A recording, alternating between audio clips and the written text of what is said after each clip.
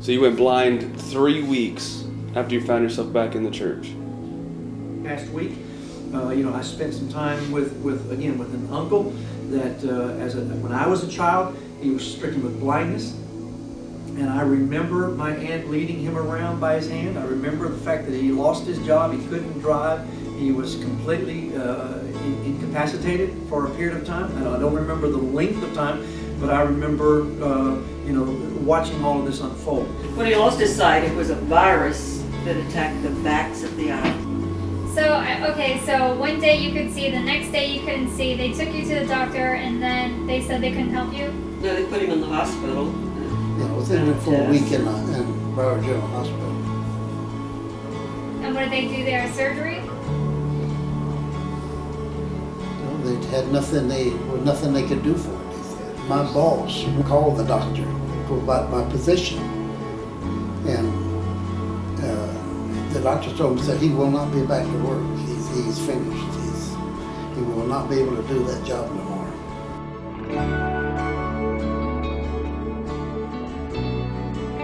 But in all of this time, when I was in Broward General Hospital, that's when this happened.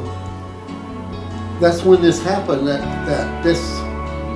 I say this. It was an angel, I believe.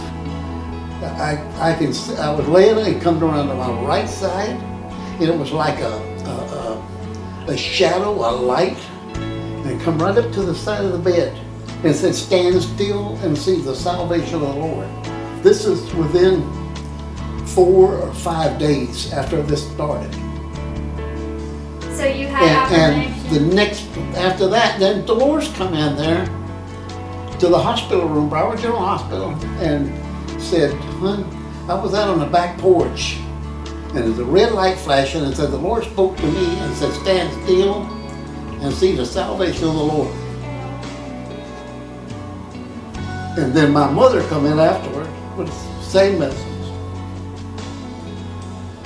Stand still and see the salvation of the Lord. Without knowing. The Florida Camp meeting had a regular Tuesday night healing service. You felt if you could make it there, that I could drive home. And I also remember him going to church and seeing men lay their hands on him. And they'd have a line that you go through, for healing. And all the ministry was up across the front of the tabernacle. And you go through that, and they took me through that line. Nothing happened. That's when I thought it was going to happen. And it was the next night after the service, the next night, that they prayed for me, and that's when I was healed. And God healed him instantly. Something hit me in the top of the head and went on my feet. Was it like fire? Yeah, sort of, but it was more like a rushing,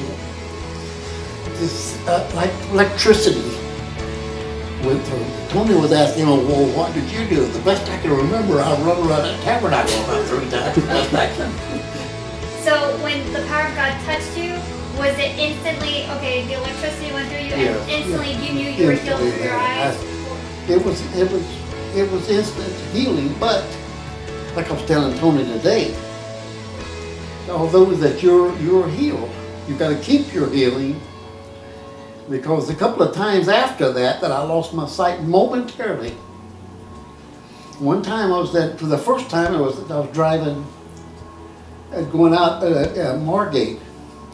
I was driving my truck, working, I had my windows loaded on my truck, and boom, there goes my sight again.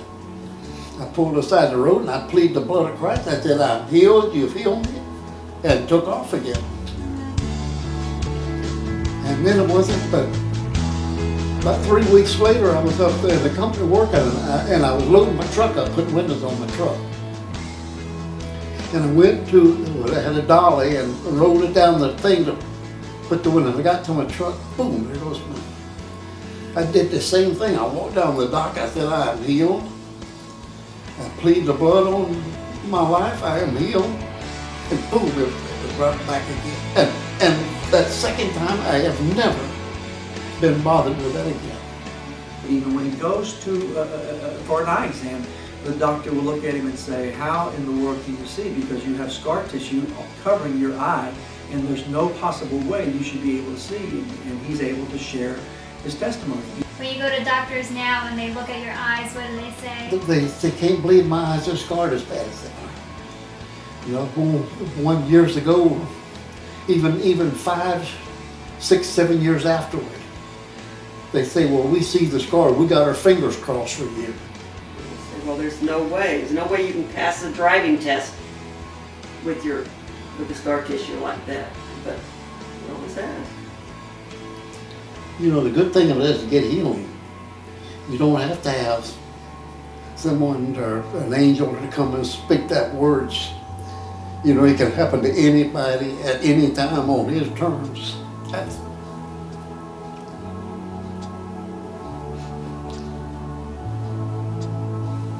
You knew that there was a guy in the hospital room, McDonald's carpet, in that hospital room with me.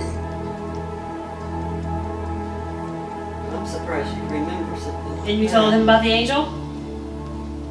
The McDonald's. Evidently he knew it. He had to see all of that was going on in there. He had said he wasn't a believer, but he was a believer then. And some people that have never been touched, never been in a church, don't understand that. And sometimes when they criticize, we get angry.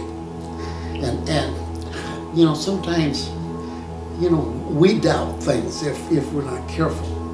But you know, just one touch, you know, all that doubt's gone. That's 35, 40 years ago, God healed him, and he's still doing well today. I mean, that was some experience I'll never forget. Come sit down right over here, okay? Okay. We're gonna break the chair. Well, thanks a lot.